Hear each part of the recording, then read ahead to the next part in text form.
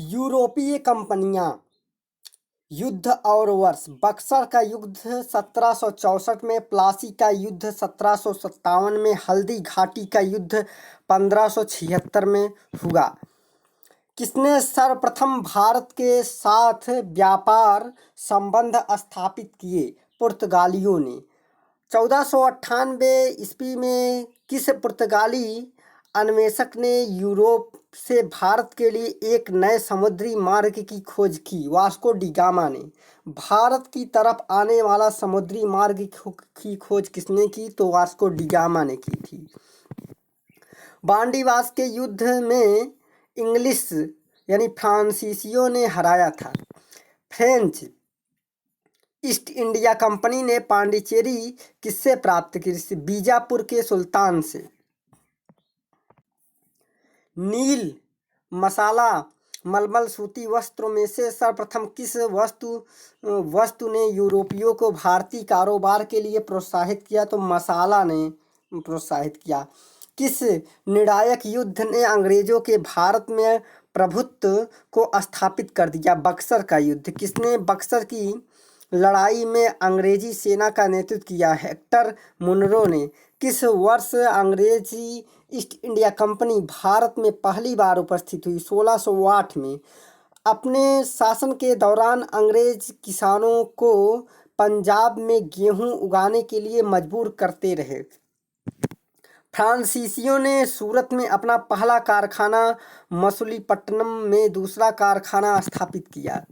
और श्रीलंका में डच और पुर्तगाली उपनिवेशवादियों के वंशजों को बुरखेर कहा जाता है। कौन से पुर्तगाली नेता ने ब्लू वाटर फ्रांसीसी की शुरुआत की? फ्रांसिस्को डी अल्मीडा ने।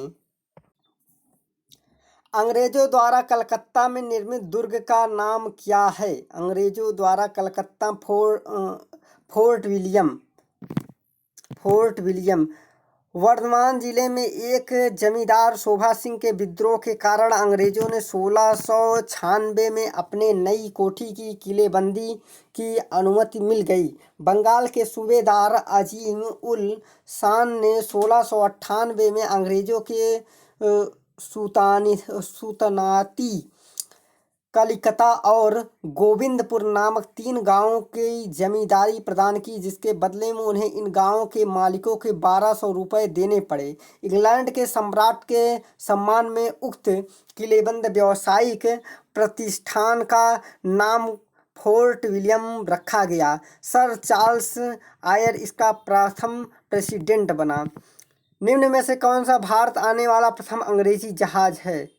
तो रेड ड्रैगन जो है प्रथम भारतीय अंग्रेजी जहाज था।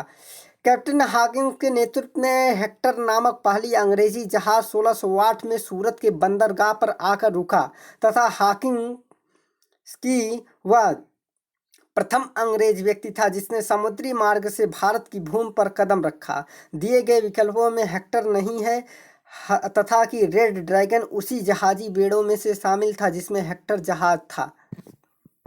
प्रश्न नंबर 3 है, भारत में डच का सबसे प्रारंभिक उपनिवेश कहाँ था? मछलीपट्टनम में। भारत में डच का सबसे प्रारंभिक उपनिवेश मछलीपट्टनम में था। भारत में डचों का सबसे प्रारंभिक उपनिवेश मछलीपट्टनम था। भारत में डचों की अन्य कोठियाँ थी पुलिकट, सूरत, बिमलीपुरम और चिनसुरा, कासिम बाजार, पटना, बालासोर।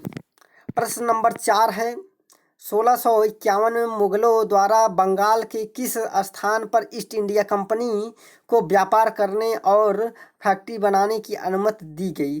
तो ये है कासिमपुर में, कासिम बाजार में। 1651 में मुगलों द्वारा बंगाल के कासिम बाजार और हुगली नामक स्थान पर ईस्ट इंडिया कंपनी के व्यापार करने और फैक्ट्री बनाने की अनुमति दी गई।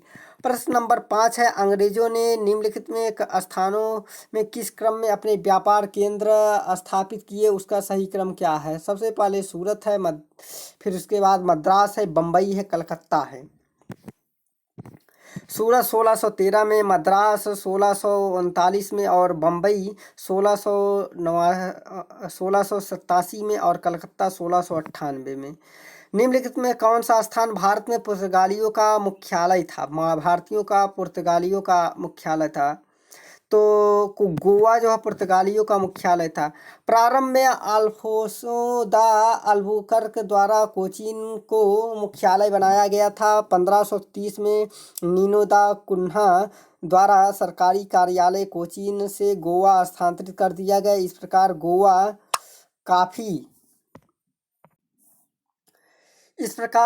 काफी लंबी अवधि तक पुर्तगालियों का मुख्यालय बना रहा।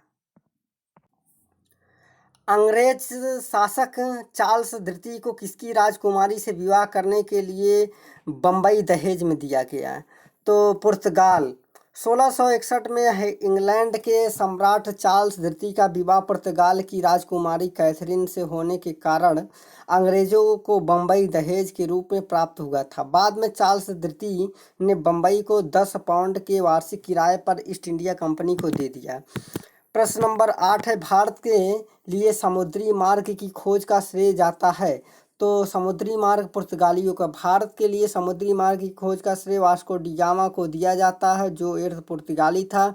कालीकट के तट पर 1498 में पहुंचा था। यहाँ के स्थानीय शासक जमेरियन ने उसका स्वागत किया, जबकि स्थानीय व्यापारियों ने उसका विरोध किया। प्रश्न नंबर 9 है, पुर्तगाली यात्री वास्को डी गामा का कालीकट आने पर भव्य स्वागत करने वाले भारतीय राजा थे जमेरियन थे। केप ऑफ गुड्स होप के रास्ते भारत तक समुद्री रास्ते खोज किसने की? तो वास्को डी गामा ने। केप ऑफ गुड्स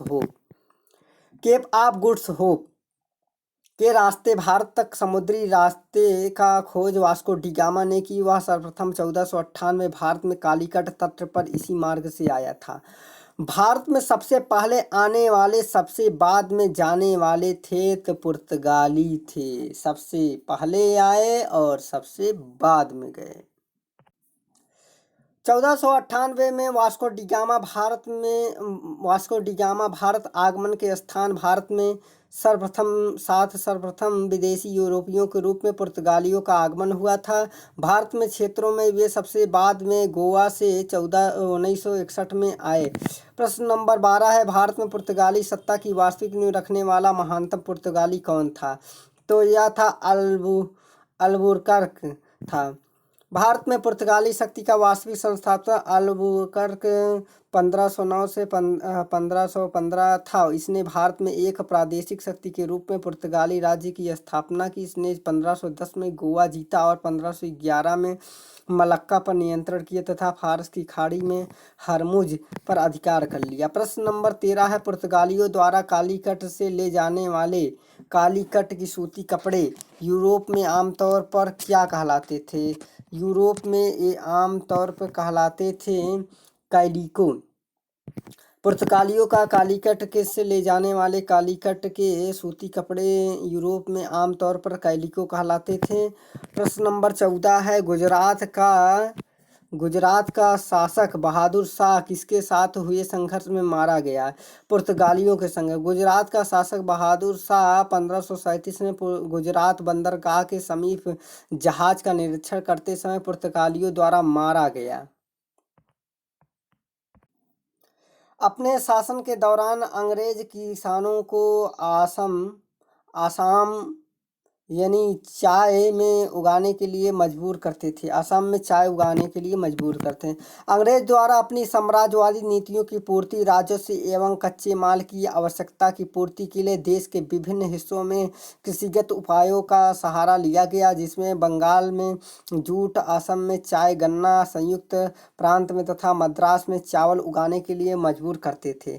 प्रश्न नंबर 16 है, अपने शासन के दौरान अंग्रेज किसानों को मद्रास में चावल उगाने के लिए मजबूर करते थे। अपनी साम्राज्यवादी नीतियों के विस्तार देने हेतु अंग्रेजों ने अपने शासन के दौरान विभिन्न प्रयोग किए, जिसमें अपनी आर्थिक संरचना को मजबूत करने एवं ब्रिटेन को निर्यात हेतु कृषकों का अधिक से अधिक शोषण शामिल था, जिसमें उन्हें चाय के साथ साथ फसलों के उत्पादन में भी बढ़ोतरी। देश के विभिन्न हिस्सों में अपनी आवश्यकता अनुसार वे कृषकों को फसल उगाने के लिए मजबूर करते थे। जैसे पंजाब में गेहूँ, महाराष्ट्र एवं पंजाब में कपास तथा मद्रास में चावल की खेती प्रमुख रही।